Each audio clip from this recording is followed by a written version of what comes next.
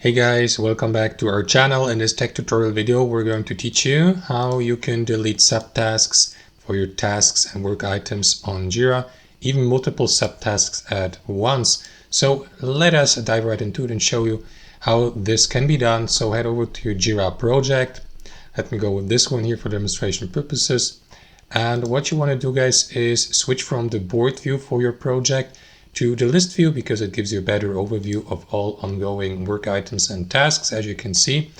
And those tasks that feature subtasks will have such a arrow here next to the or under the issue type to click into it to expand a given task, and you will see these subtasks unfolding below with the given parent task. So if you'd like to delete these guys, simply select the checkbox next to the given task. And as previously mentioned, guys, you can do that with multiple subtasks. So simply select as many of them as you like.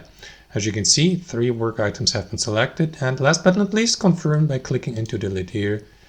Confirm the deletion by typing in delete here. So let's do that really quickly. Confirm that.